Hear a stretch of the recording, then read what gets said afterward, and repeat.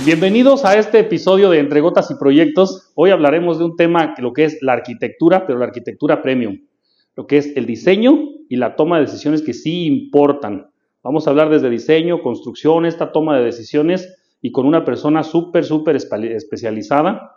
Él es el fundador y dueño de la empresa RBO, que es un estudio de arquitectura premium, donde no solamente revisan la parte arquitectónica, sino el terreno, las condiciones climáticas, porque la arquitectura que ellos manejan es una arquitectura súper padre. Después vamos a compartir algunas evidencias, algunas fotos, algunos renders y los trabajos reales que han hecho, que hemos participado en algunos de ellos apoyándolos en pequeñas cosas, pero realmente hemos estado ahí.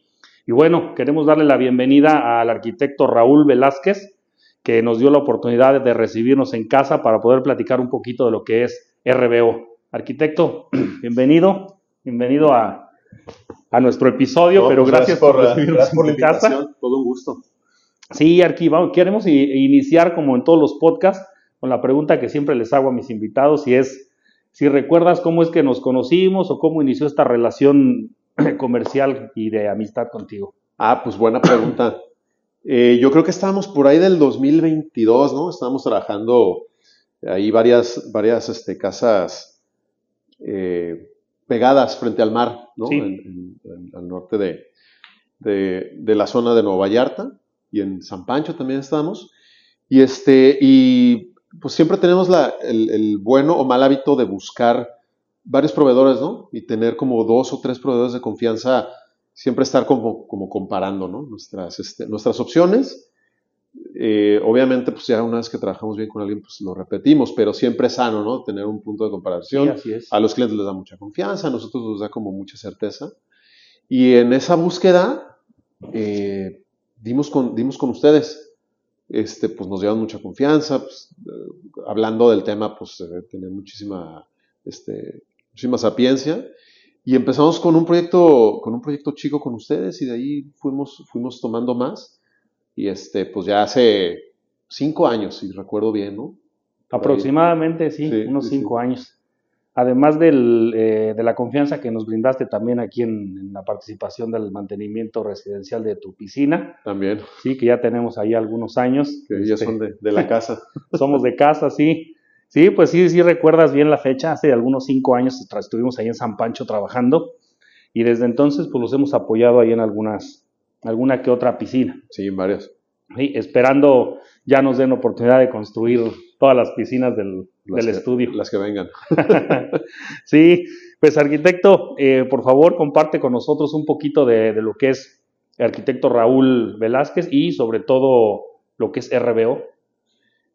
Pues mira, nosotros estando aquí en Puerto Vallarta, ¿no? Yo empecé aquí hace 22 años.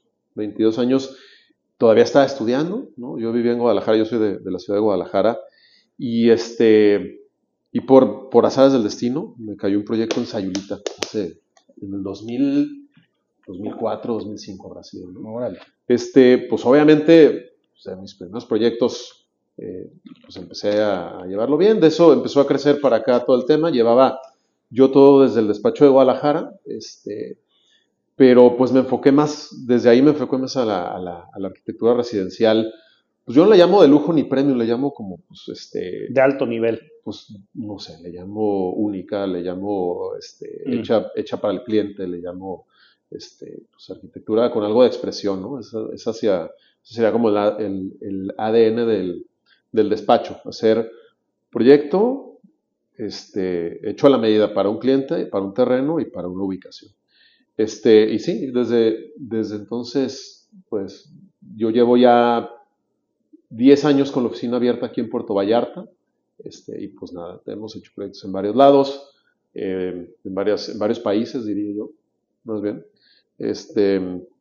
Nos enfocamos a eso, especialmente. Hemos hecho temas de hospitality, hemos hecho temas comerciales, hemos hecho temas de multivivienda también, pero definitivamente nuestro carril es la arquitectura residencial para un cliente con necesidades muy específicas.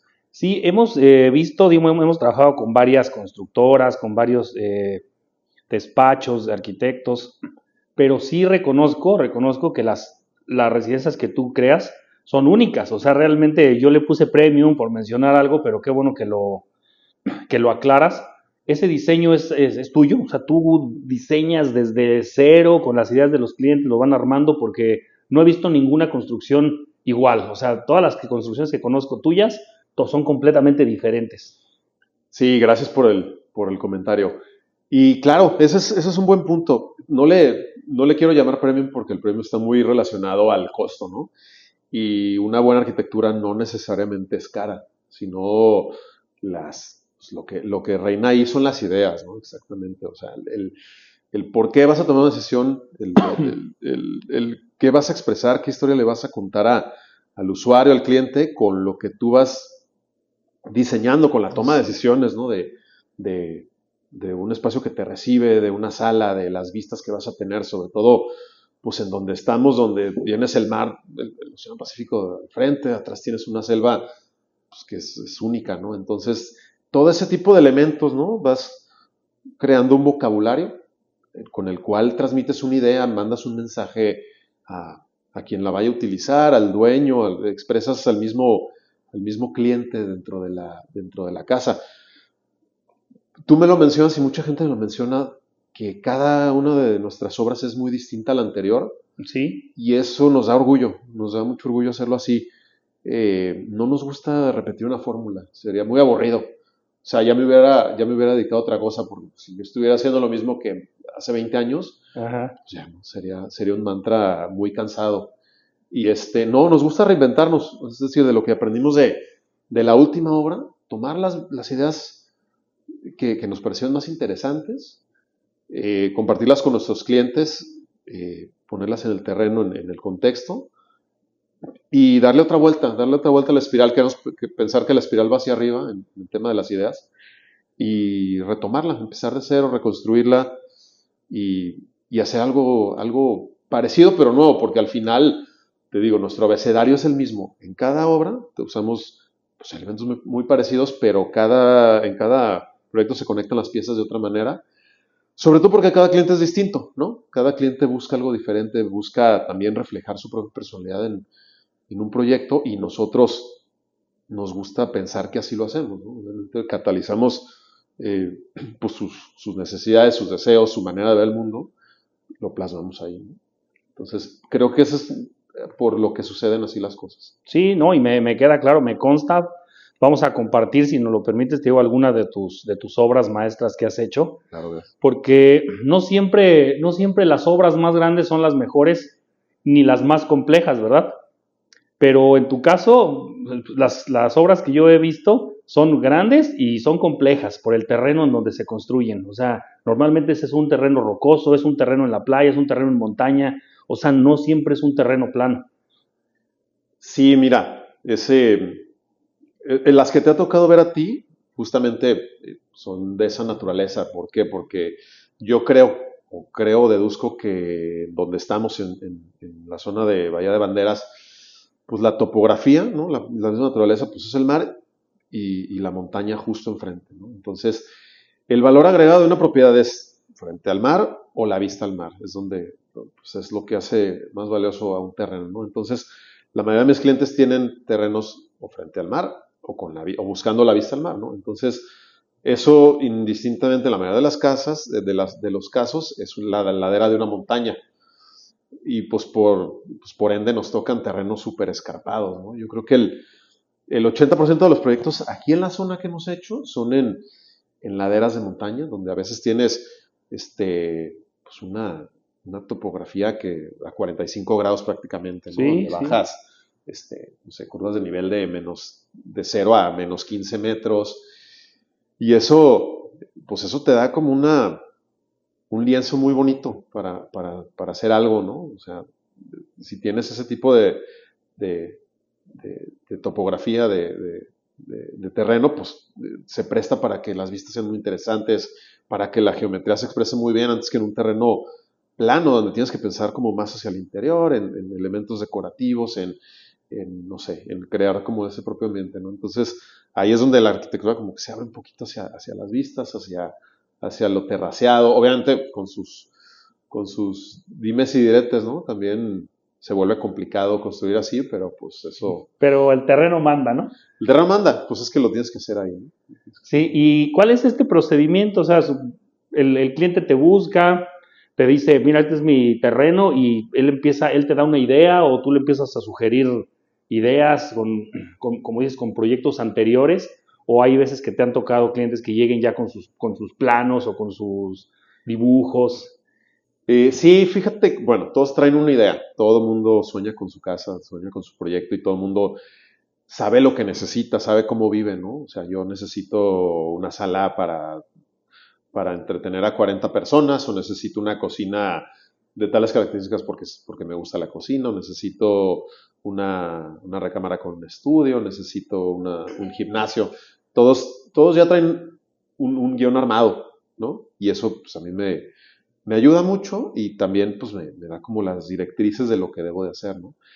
Eh, conforme más avanzo en la profesión, más Ajá. me pasa que me dicen, tú empiezas de cero y tú nos propones y confiamos en ti. Y pues obviamente a partir de, yo necesito saber qué necesitas, ¿no? Cuántas habitaciones, cuántos hijos tienes, a quién vas a invitar, qué quieres hacer. Uh-huh. Pero sí, no, al principio, cuando en mis 20, pues obviamente los clientes sentían que era mucho más arriesgado contratar un arquitecto joven y tenía menos esa confianza, ¿no? Entonces ahorita pues ese voto que me dan de confianza pues, intento honrarlo de esa manera, Sí, desde ¿no? luego. Y pues también me emociona más, ¿no? Que me digan, bueno, pues tú proponos eh, lo que, lo que va a pasar aquí y nosotros te vamos diciendo qué nos funciona y qué no. Entonces, pues me encanta que sea de ese estilo. Yo, normalmente, fíjate, eh, intento que la función del proyecto, es decir, los espacios, los tamaños, las interconexiones de qué está junto a qué ve a dónde, todo eso, eso es para el cliente, eso es lo que necesita el cliente. Yo les digo a los clientes, eso yo me voy a encargar de que funcione tu casa conforme a tus necesidades. Tú déjame a mí lo que tu casa va a expresar, que los espacios te conmuevan un poquito, que pases por un pasillo y de pronto descubras la vista al océano, que las luces hagan tal cosa, que entre la ventilación así. Entonces, ese es mi campo, el campo de lo funcional lo reboto mucho con mis clientes, ¿no? Y eso pues da un resultado único en cada proyecto. Sí, ¿no? Y es algo increíble, de verdad. Yo que conozco esas obras de arte que has creado, pues te creo, pero ya que lo vean aquí en nuestra audiencia, les llamamos bioaqualovers, cuando vean esos renders, esas fotos en la playa, cómo se ven todas tus creaciones, ya nos van a entender de lo que estamos hablando, ¿verdad? Que lo vamos a publicar ahí, pero mencionas, vienes de Guadalajara, Arqui, me voy a regresar tantito, pero con tanta construcción aquí en la bahía, yo tengo algunos 26 años viviendo aquí y cuando yo llegué a esta zona, iniciaban los fraccionamientos, o sea, prácticamente el boom aquí en la zona en esos años eran los fraccionamientos, porque estaba llegando mucha gente y todo. Aún no había tanta obra, a lo mejor no estaba muy relacionado con eso, no había tanta obra residencial en playa y sobre todo condominios y en las zonas de playa, acá en Sayulita y San Pancho. Pero tú llegas de Oaxaca, ¿cómo es que te involucras, o sea, inmediatamente en esas áreas o también le pegaste acá a la construcción de vivienda? Pues no, fíjate, empecé justo por esas zonas y de ahí pues, todo fue creciendo, ¿no? O sea, me acuerdo que en la primera obra, en el primer proyecto que tuvimos, pues yo venía casi, o sea, tenía unos clientes, buenísimas personas que además que creyeron en mí desde casi antes de graduarme de la universidad. Ah, qué bueno. Pero pues no sé, tenía como ¿no? la pasión de hacer un primer proyecto y de verlo realizado. Entonces, pues yo venía mucho, intentaba venir mucho y ellos me ayudan mucho también para eso. Y me acuerdo pues que en ese tiempo puse un letrerito allá afuera pues, con mis datos, ¿no?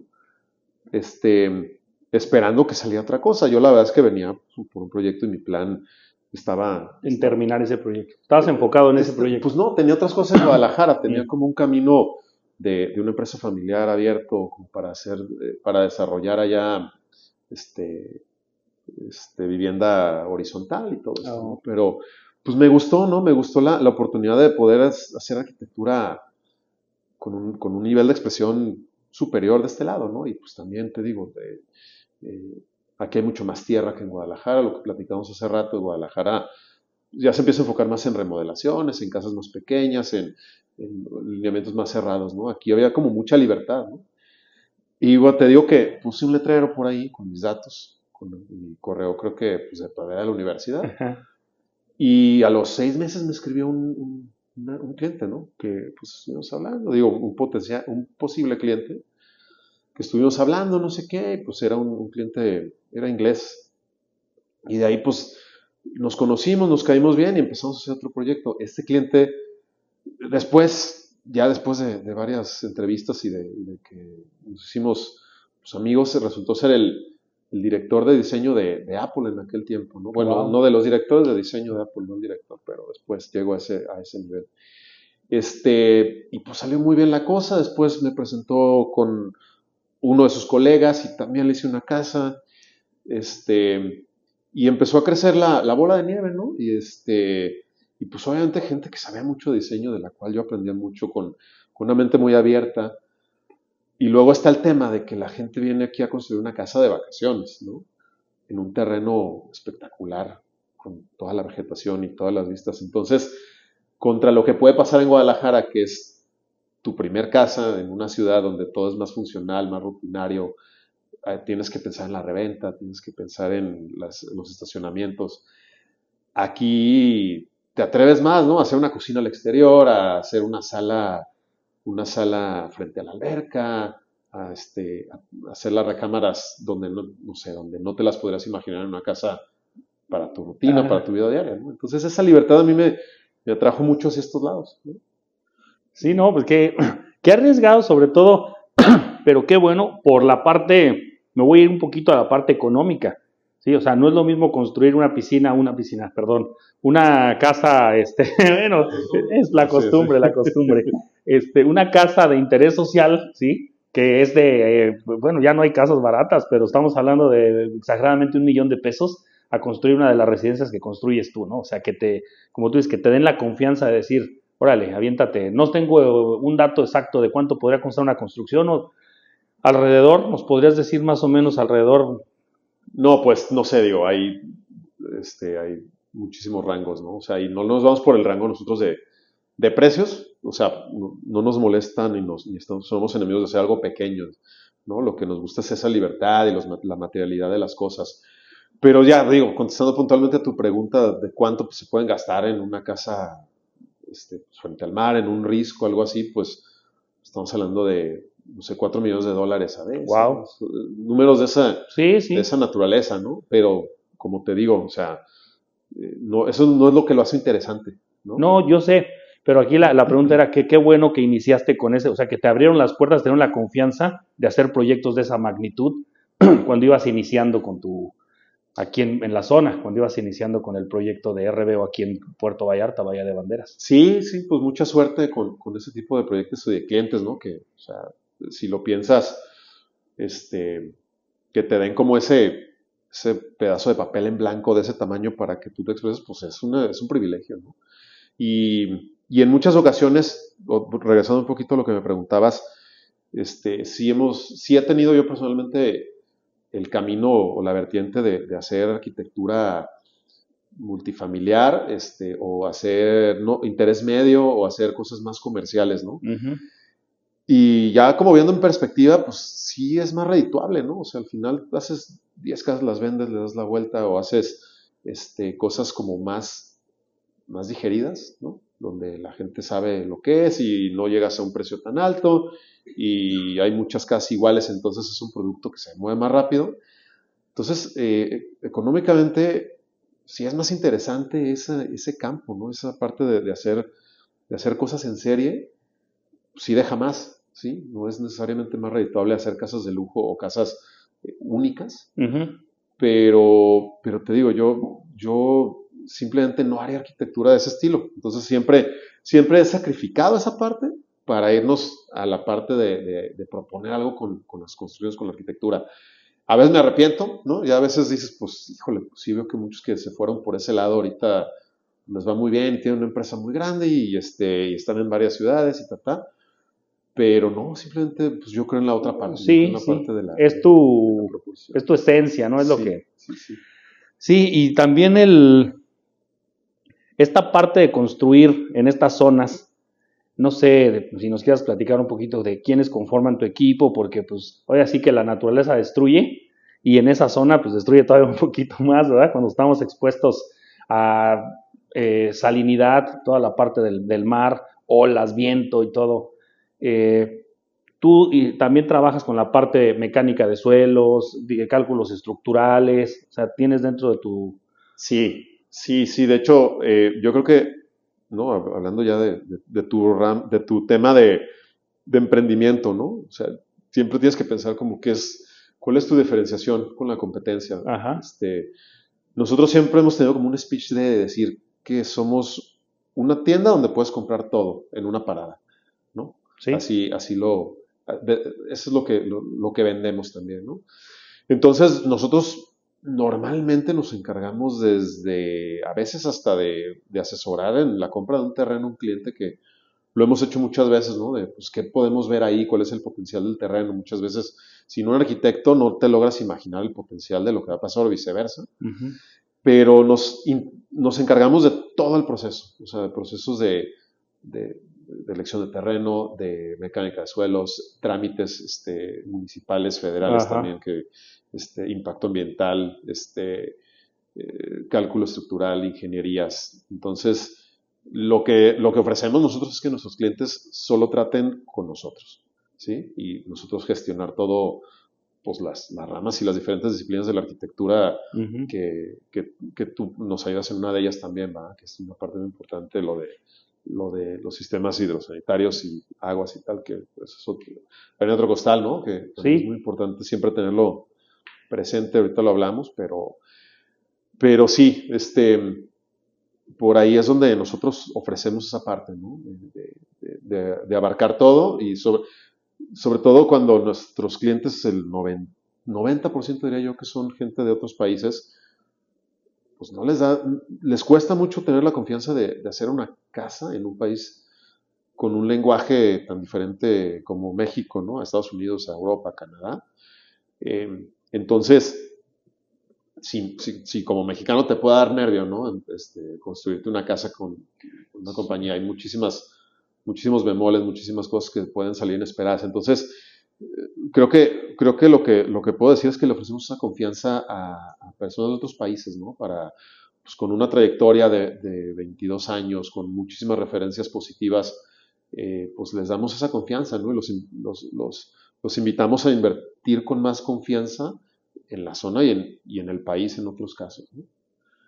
sí, qué interesante. O sea, realmente nosotros que manejamos pues, solamente piscinas, ahora sí ya voy a hablar un poquito de la piscina, sí, que no involucra tantas disciplinas como la construcción, el diseño de una casa de esta categoría o de este tipo, pero pues sí tenemos algunos arquitectos que nos hacen el diseño de la piscina y el ingeniero civil que está en la parte de construcción y ya disciplinas como electricistas, fontaneros, herreros, pero no tanto especialista como tienes tú para lo que es desde la gestión de la compra del terreno hasta la entrega de la casa completa, la llave en mano que le menciona.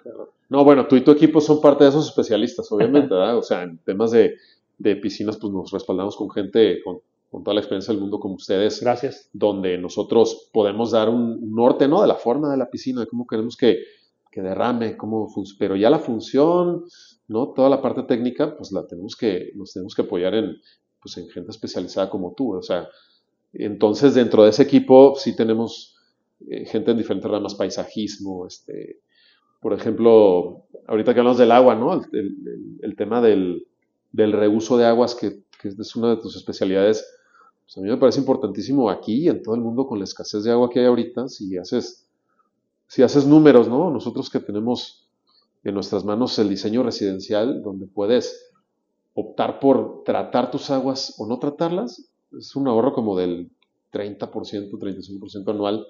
Y si lo mides en litros, pues no, si todos hiciéramos eso con nuestra casa, pues no tendríamos problemas de agua, ¿no? Sí, Entonces, eso también nos hace diseñar distinto, ¿sabes? El pensar en el abastecimiento de agua en la zona que es de las que menos escasea en México, pero también tenemos problemas de agua, ¿no? Y más que van a venir. Entonces, esa Sí, parte es importante tenerla fíjate presente. qué bueno que mencionas eso. Ahorita lo acabo de analizar y mi pregunta era, la costa destruye, sí, la naturaleza destruye, pero fíjate, no lo había analizado desde el punto de vista de que también en esa zona nosotros podemos destruir, y no solo por la construcción de la casa, sino por todos los desechos que podemos eliminar, porque si no se instala una planta de tratamiento de agua residual, estas descargas, digo, se podrían hacer directa al mar, no digo que lo hagan, pero se podrían hacer directa al mar, y entonces estaríamos impactando pues muy fuerte a la naturaleza, ¿verdad? Al medio ambiente.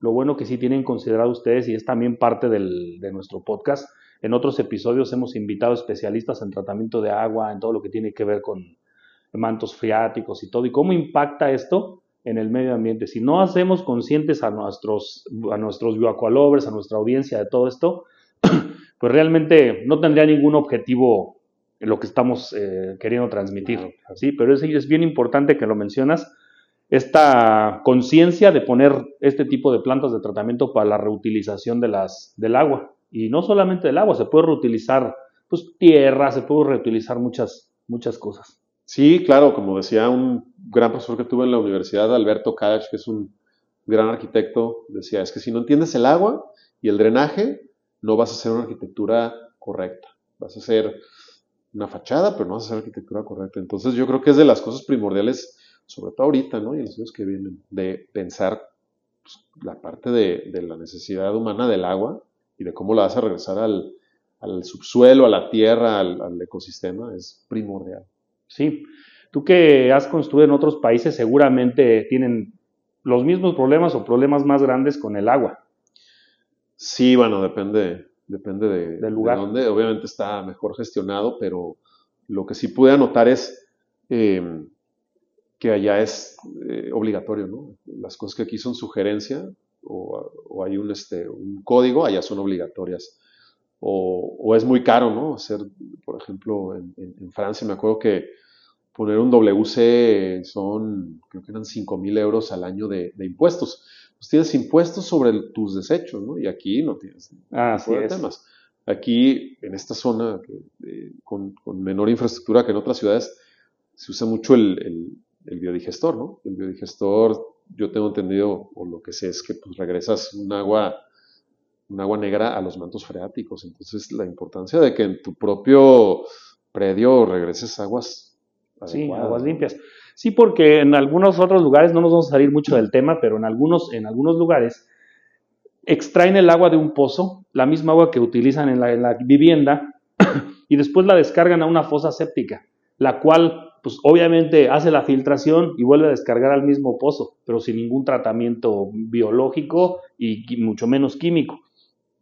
Pero si logramos, como dices, hacer conscientes a todos los que quieren desarrollar o crear o hacer una casita, un desarrollo grande, una casa como estas, hacerlos conscientes de que esa agua se trata con un biodigestor, con una planta de tratamiento, con algo, y le damos una buena calidad para que vuelva a permear y se vaya al subsuelo y lo volvamos a utilizar en pozos y todo, va a ser un agua de calidad, porque ha habido pozos donde extraemos agua y está contaminada. Y dicen, ¿pero por qué si es un pozo? Claro. Pues porque tienes fosas sépticas de tu vecino, tú mismo tienes una fosa séptica y eso no tiene ningún tratamiento biológico, o sea, sale con coliformes fecales, con coliformes totales elevados, porque pues, nosotros mismos la estamos contaminando, Claro, ¿sí? claro, ¿no? Entonces, Y es donde yo creo que debería ser, pues se debería de legislar algo, ¿no? Con urgencia respecto al tratar las aguas, cuando es el caso, ¿no? Donde no estás conectado a la red municipal y tal. No sé, dando un ejemplo de la escala de los proyectos que hacemos, pues tienen jardines grandes y pues tú sabes que parte del encanto de las zonas, pues toda la vegetación y tal. Entonces, pues en un río por aspersión como los que ponemos, pues yo creo que el consumo está entre 1,500 y 2,000 litros al día, sí, ¿sí? En una residencia que terminamos hace un par de meses, instalamos una planta de tratamiento pequeña que yo creo que pues no es algo descabellado de hacer en un proyecto de esa escala, donde estamos ahorrando el 80%, es decir, pues te estás ahorrando 1,600, 1,700 litros al día de agua. ¿Sí? Eso para consumo es un montón.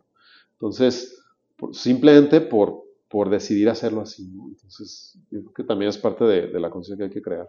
Pues después te vamos a platicar con más calma o te vamos a pasar el link de un podcast que tuvimos hace poco tiempo y hablamos de lo que es sistemas de biofiltración.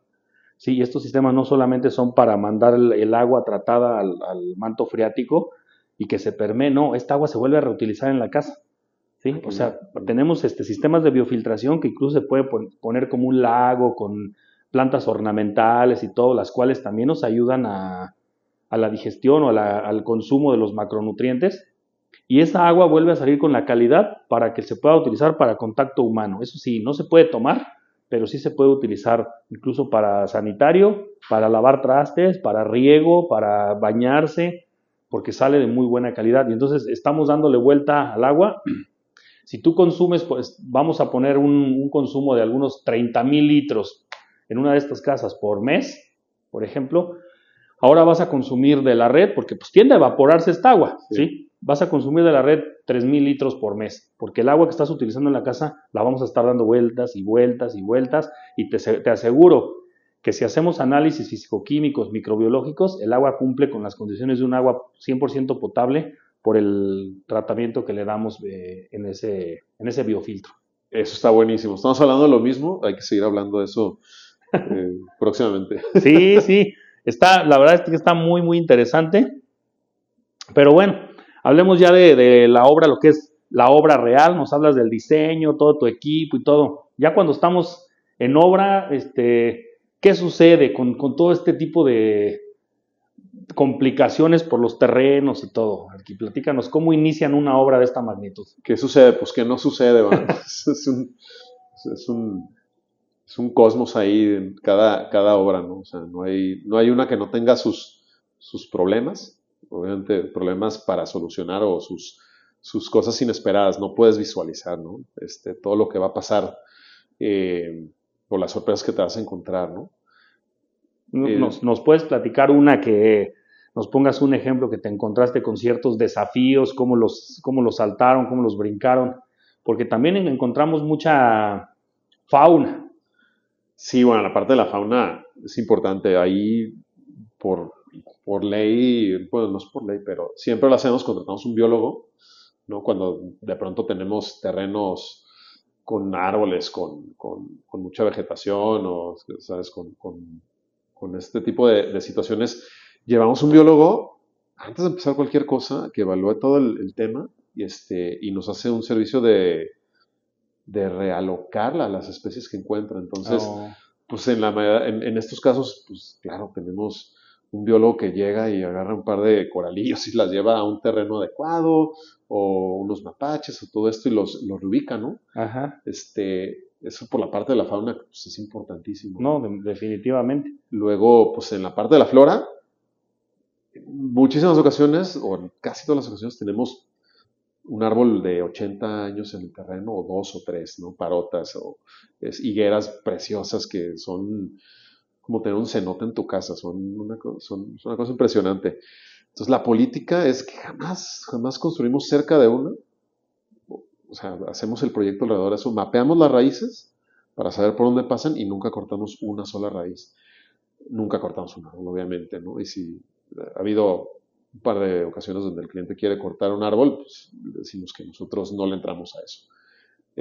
Sí, no, pues que si nos hagamos eso, pues entonces ya no, es el atractivo de las zonas. Sí, ¿no? y qué importante que, como dices, se hagan residencias únicas, porque así puedes tomar la decisión de decir, no, espera, vamos dándole vuelta, vamos a aprovechar la sombra de este árbol, vamos a aprovechar el paisaje de lo bonito que se ve el árbol, ¿no? Sí, sí, sí ha habido casos, ¿no? Que llega un cliente, oye, pues tengo un terreno de 350 metros con una higuera preciosa en medio y yo, pues no hagas nada, o sea, yo no puedo hacer nada ahí porque pues no hay manera, ¿no?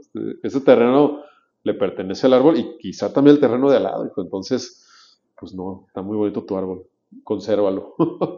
Oh, pues qué padre que tengan esa conciencia, sí, de no afectar, pero no sé, ya en estas obras donde tienes piedras en la playa y todo, o sea, ¿cómo se inicia? Nosotros cuando llegamos, pues ya tienen el terreno preparado para que nosotros construyamos la piscina, pero ¿cómo hacen ustedes para poder lograr todo eso? No, pues ya en la parte técnica, obviamente, pues tengo un muy buen equipo de ingenieros, ¿no? De ingenieros civiles, que son los que en realidad saben cómo se hace todo esto. Pero si te lo cuento yo desde mi punto de vista como arquitecto, que tenemos un conocimiento limitado técnico para ese tipo de razones, pero pues lo primero que hay que hacer es hacer terraplenes, ¿no? Hacer contenciones, ¿no? De concreto para empezar a tener plataformas. La parte que me toca a mí es planear que esas plataformas sean lo menos invasivas posibles o que no termines con muros de contención masivos que pues no se ven bien, son muy caros, etcétera, ¿no? Entonces, se van haciendo los terraplenes, se empiezan a hacer las cimentaciones. Una vez que ya empiezas con la cimentación, ya lo demás es muy estandarizado, es como estar en un terreno plano, ¿no? Pero sí, la parte de la excavación y eso, pues es todo un reto. Yo a veces no me asomo tanto, ¿no? En esa etapa de la obra porque me impone mucho, ¿no? Ver así una excavación, una máquina, un trascabo metiéndose, excavando y todo eso, Sí. pues yo se lo dejo a los expertos, pero pues, sí, tiene una ciencia ahí detrás interesante, ¿no? Sí. ¿Cuál ha sido este proyecto donde has tenido el mayor desafío? O sea, que hayas dicho, híjole, eso sí está complicado, aunque tú no estés ahí, que sean los especialistas, ingenieros especialistas en este ramo, pero que ellos mismos te han dicho, oye, esto sí está, pero complicado. Pues a ver, me puedo acordar de una ocasión que hicimos una casa muy bonita en Sayulita, en la montaña de Sayulita, cuando no había nada, y no estaba, creo que estaba la mitad empedrado y la mitad en terracería. Entonces, pues los camiones del concreto, del cemento, pues no subían, ¿no? Pues, ¿qué hacemos? Yo trabajaba con un ingeniero muy capaz en ese entonces. Sí. Lo solucionó, puso unas rampas, puso unas mezcladoras, unas revolvedoras, y tenía como una especie de circuito de gente que subía con carretillas, vaciaba el cemento y bajaba, lo rellenaban y estaban así todo el tiempo haciendo como un carruselito, ¿no? Como un rebombeo. No, pero a mano, o sea, era pura fuerza humana, ¿no? Me acuerdo que mi cliente llegó, pues, neozelandés, ¿no? Decía, es como, decía, así yo creo que así construyeron las pirámides. No, y es que sí, o sea, está súper difícil, súper complicado. A mí me sorprende mucho, mucho las construcciones que hacen porque digo, ¿cómo iniciaron? O sea, yo cuando llego, pues ya hay accesos, ya entra la camioneta, entramos nosotros con nuestras herramientas, pero cuando van iniciando dices, ¿cómo hicieron aquí para entrar? Incluso hay lugares, seguramente te ha tocado, donde el mismo cliente tiene que construir el acceso. O sea, tiene que contratar maquinaria para que abran cerro y todo eso, para que puedan entrar la misma maquinaria. Sí, claro. Muchas veces que un proyecto que acabamos hace poco también, pues que el acceso lo teníamos que estar rehaciendo, ¿no? O sea, porque era terracería, muy en medio de la selva, en un risco precioso frente al mar, pero el trayecto eran como 15 minutos de terracería. Pues imagínate todo el movimiento de camiones y de todo esto, pues entonces tenemos que rehacer el camino para estar entrando y en temporada de lluvias pues más. Entonces, parte de los retos, ¿no? Ya llegando ahí, pues si estás frente a un risco, hay soluciones técnicas, ¿no? Para empezar a hacer las losas de cimentación, las zapatas, todo eso, pero pues de pronto te ves en un acantilado, ¿no? Y pues ¿qué haces? Pues confiar en los expertos que saben cómo anclar los soportes a estas piedras y después crear una losa para ya empezar a desplantar la casa y todo eso, pero son retos grandes, o sea, son retos que cada uno es distinto, ¿no? Es lo que lo hace más complicado. O sea, cada proyecto tiene una solución distinta. Y no sé qué tan costoso puede ser esto aquí. A lo mejor no tiene nada que ver con tu participación en la construcción de la casa, pero eso también lo contemplan ustedes desde el inicio, o sea, desde que van a visitar el terreno y dices, oye, pues tienen que abrir carretera, tienen que abrir brecha aquí, o eso ya el cliente lo contrata por otra parte. No, pues tienes que poner dentro de tus costos todo lo que va a implicar llegar a llevar ese proyecto a buen fin, ¿no? ese es un tema que hemos desarrollado con la experiencia, ¿no? A veces al principio pues dices, híjole, esto pues no lo contemplé, yo tengo el compromiso con el cliente y pues tengo que salirle, ¿no? Entonces muchas veces pues yo no consideré esa partida, pues ya está, lo hacemos y esa parte pues la aportamos al proyecto, ¿no? Este, Normalmente el cliente está consciente de eso o tú tienes que darle esa... no, normalmente Otra, el cliente no está consciente de no eso, está o sea, el consciente de cliente eso. no está dentro de nuestra disciplina, o sea, no tiene la experiencia que tenemos nosotros los Ujú. profesionales en saber cómo funciona la industria o la práctica, ¿no? Si esto falta, pues es algo que hay que sumarle al presupuesto. Un cliente trae un presupuesto fijo en la bolsa que en la mayoría de los casos es un particular, son ahorros, es algo para lo que he estado guardando muchos años, ¿no? Entonces, pues lo tienes que tomar con esa seriedad, ¿no? Y esa Sí. determinación de que pues, no tiene un barril sin fondo de dinero. Tienes tú que Ujú. considerar las cosas y es nuestra responsabilidad para que se logre y para entregarle lo que le prometimos, ¿no? Eso nos ha llevado muchos años desarrollarlo y aprenderlo, ¿sí? De manera costosa, en muchos casos, pero pues ahí al final, ahorita sabemos que pues, todo eso nos toca, ¿no? Todo eso nos ¿Y toca. cómo lo toma un cliente que él trae un presupuesto, así como lo mencionas, y él se quiere gastar, por poner un ejemplo, 100 millones de pesos? Y le dices, pero ¿qué crees? Para poder llegar aquí tenemos que hacer un acceso, porque me ha tocado ir allá a la parte de los Ayala, donde llegas al cerro, bueno, al cerro no a la playa, y de ahí tienes que subir forzosamente una camioneta 4x4, porque de otra forma no subes, Sí. o en mula o en un racer, porque de otra forma no subes, pero ya alguien hizo la carretera y para la casa que está hasta la punta del cerro y le costó yo creo que más caro que la casa, pero ¿cómo haces consciente al cliente o cómo lo toma el cliente cuando dices, pues, te va a costar otros 30 millones de pesos hacer la carretera? Pues eso tú lo tienes que evaluar, ¿no? Desde tus indirectos, desde que tomas ese proyecto y haces un presupuesto, tienes que, tú tienes que ya haber evaluado lo que te va a costar llevarlo, ¿no? Pues es como si yo pido un paquete de Amazon, pues yo ya asumo que ellos saben que vivo en tal lado y que les va a costar tanto ponerlo en mi puerta, ¿no? Uh-huh. Si tú a un cliente le dices, oye, no consideré esta parte o me gasté 30% más en gasolina o en acceso o en llantas o en lo que sea, y le das esa sorpresa, puede ser que lo entienda, pero difícilmente se va a quedar con una buena impresión. ¿No? Uh-huh. Entonces, así es. O sea, creo que lo sano es decir, ok, esta partida de indirectos, nosotros ya consideramos cuánto nos cuesta el producto que tú esperas donde tú no lo pusiste. Obviamente, los costos suben, claro que suben, pero lo tienes que cobrar, ¿no? Sí, pues si lo quiere en ese lugar, pues Claro, tiene que claro, claro. pagarlo. Sí, siempre he sido competitivo, pero obviamente yo creo que todos los clientes comparan costos, ¿no? Entonces hay que siempre ser competitivo, pero tienes que ver eso pues para que sea redituable también. Sí, pues aparte de ti, que pues, conozco muy pocos arquitectos que desarrollen este tipo de residencias, ¿crees que haya muchas empresas como la tuya aquí en esta zona? No, y hacen mucha falta, hacen mucha falta.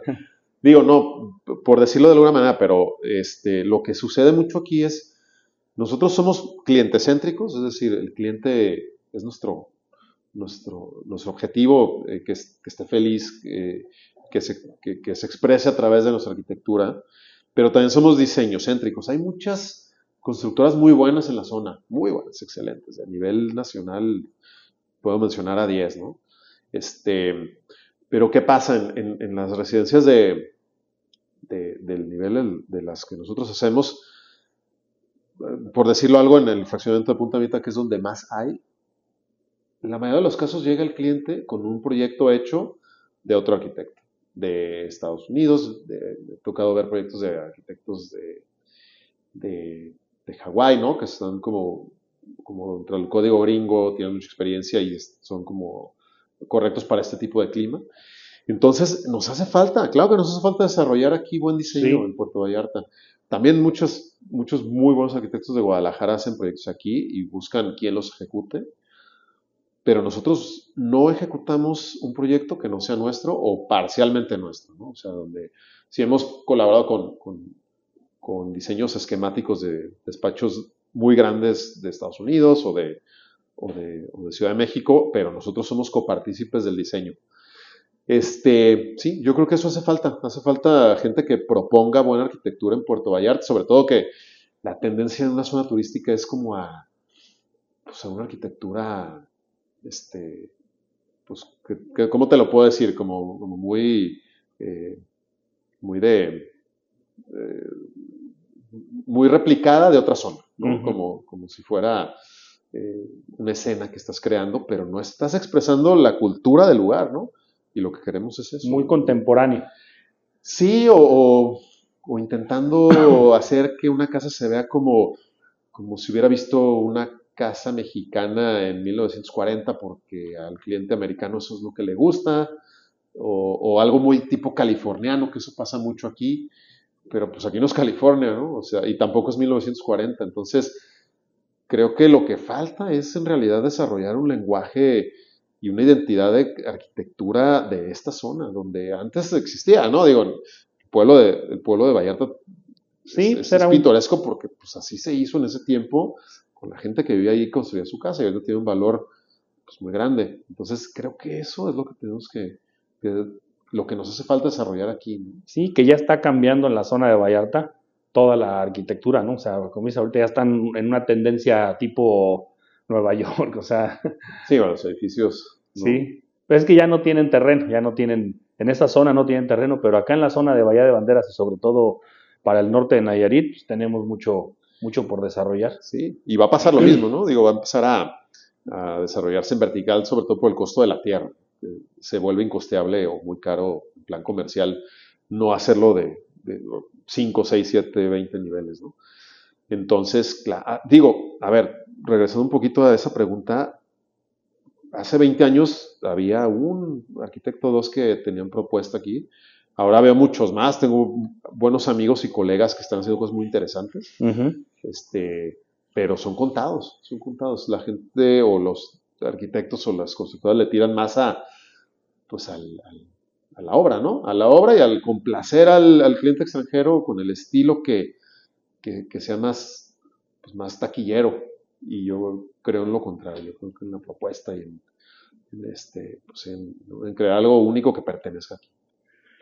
Pues nos siguen muchas personas que van iniciando con su negocio, muchos emprendedores, y la temática de estos podcasts es pues, compartir de la experiencia de los expertos.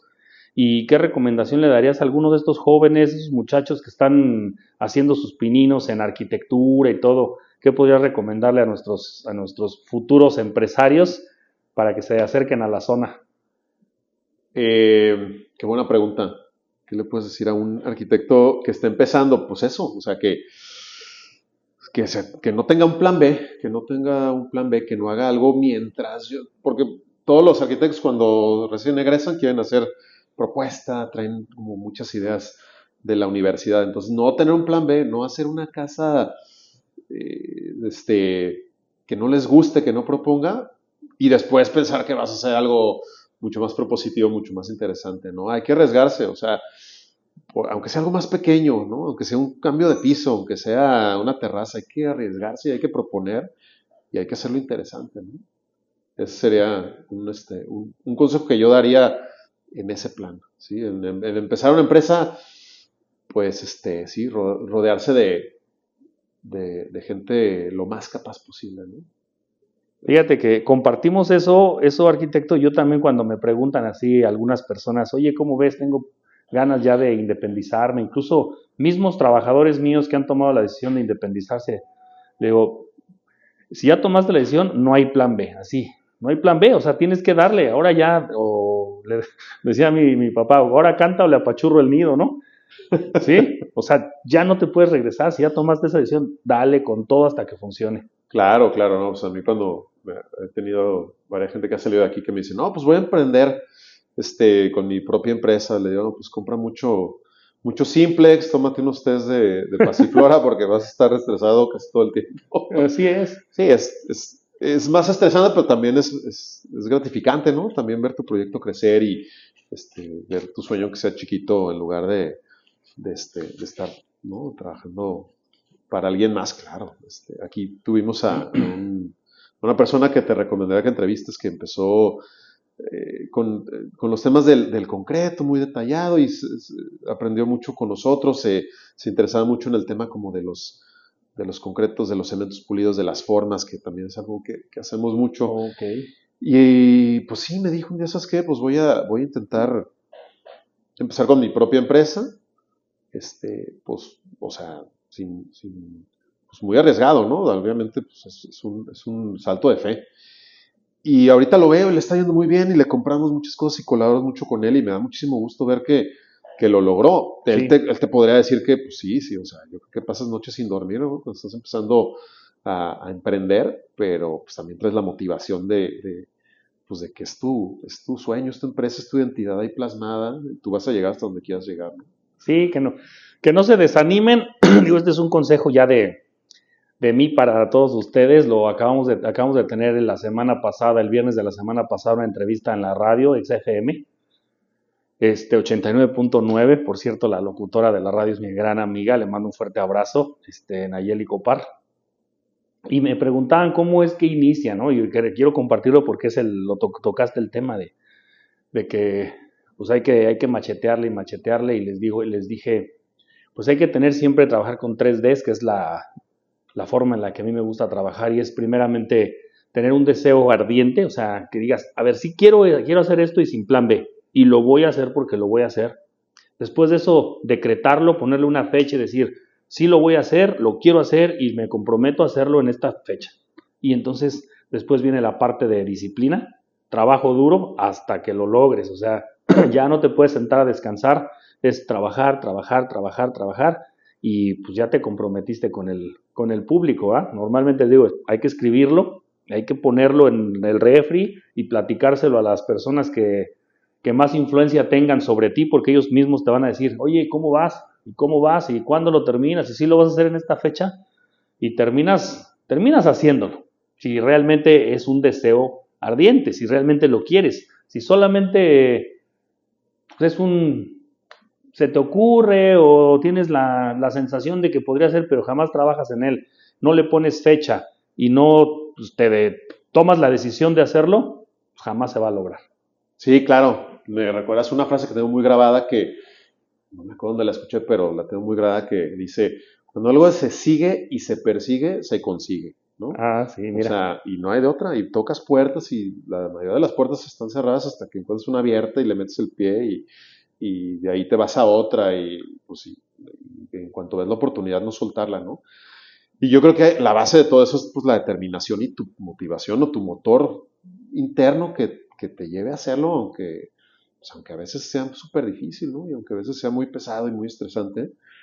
Yo creo que otro consejo que daría para eso es no hacerlo por dinero, o sea, no, que el dinero no sea tu fin, tu finalidad, porque no es motor suficiente. Al principio, a lo mejor, pues vas a agradecer, ¿no? Tener un crecimiento económico, pero ese motor no es lo suficientemente grande como para llevarte lejos, como para aguantar años haciéndolo, ¿me entiendes? Entonces, buscar una motivación superior al dinero, yo creo que es lo que va a hacer que una empresa llegue a donde debe llegar, incluso para los miembros de esa misma empresa, ¿no? Si sienten que hay un valor superior a eso y que estás dejando un legado, que estás regresando a la naturaleza algo tratado, algo limpio, yo creo que eso es mucho más motivante que un bono o que un mejor salario, digo, también es importante, pero lo otro es superior, ¿no? Entonces, eso yo creo que sería a estas alturas del partido el primer consejo que le daré a alguien.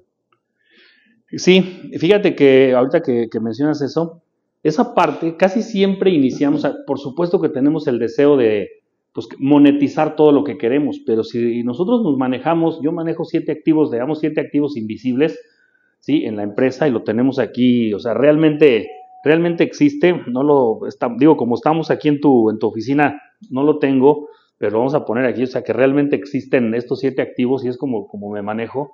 Siempre empezamos deseando el dinero, ¿sí? O es el objetivo, pero cuando te empiezas a hacer preguntas y dices, a ver, sí quiero dinero, pero ¿para qué lo quiero? ¿Sí? ¿Para qué quiero ese dinero? ¿Para qué quiero tener mi empresa? ¿Por qué quiero este deseo ardiente? Y el número 1 es, primeramente quiero demostrarle confianza a mis clientes, ¿sí? Y te tienes que hacer 7 preguntas.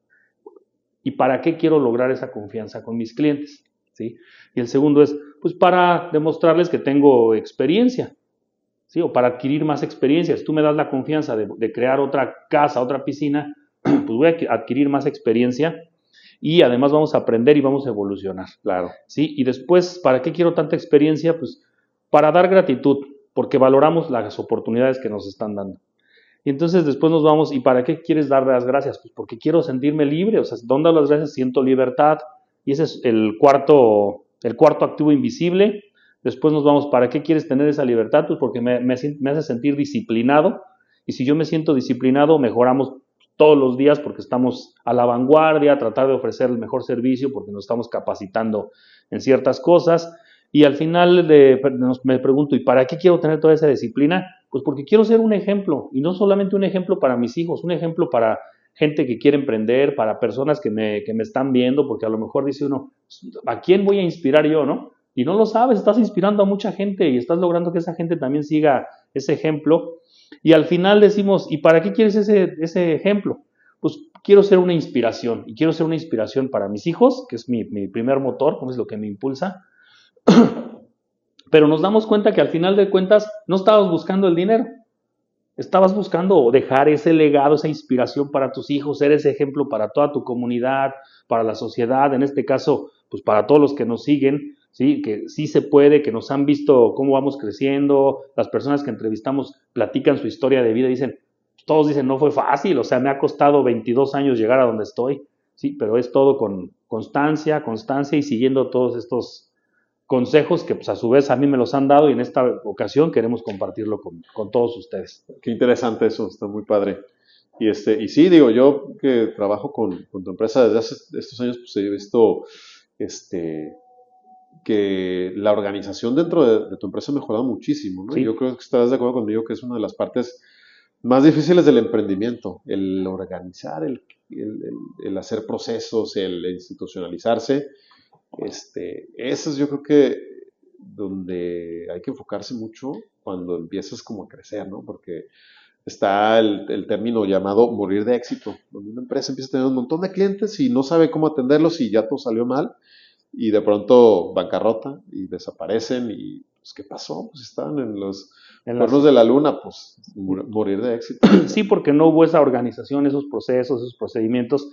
Y precisamente en la entrevista que me hicieron en la radio me preguntaron, ¿dónde está ese punto de quiebre entre emprendedor y empresario? Y esa fue la respuesta que di. No sé si sea la correcta, pero yo creo que es ahí. Dije, donde empiezas a hacer la organización o el organigrama de la empresa, a delegar responsabilidades y a meter procesos y procedimientos. Ahí está el parteaguas. Claro. Porque puedes ser emprendedor toda tu vida, tú sigues siendo el trabajador, el dueño y el todo, ¿no? Pero ya cuando empiezas a delegar responsabilidades, me empiezas a meter políticas, procesos, organigrama, delegar responsabilidades y cada quien empieza a hacer lo suyo, o sea, el especialista empieza a hacer su chamba y empieza a trabajar como un engrane con todo el motorcito del reloj, pues es cuando ya te conviertes en un empresario. Claro. Sí, creo que así es. Y bueno, pues nosotros ya empezamos con eso, ya pienso verme como un gran empresario en algún momento. Mientras tanto, Arquips, queremos agradecerte por el espacio que nos brindaste.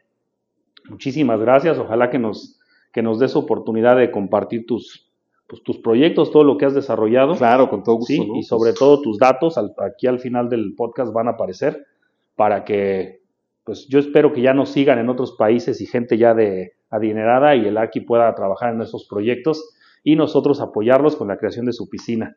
Nos vamos a despedir, como siempre, con nuestra frase célebre que cuando estamos en casa brindamos con un tequilita, un whisky, pero aquí fuera de casa se los debo que aquí nos comportamos, sí, pero traemos aquí nuestra agüita, Arqui, salucita, y decimos que entre gotas y proyectos aquí en BioAqua les lubricamos hasta el alma. Muchas gracias. Gracias a ustedes.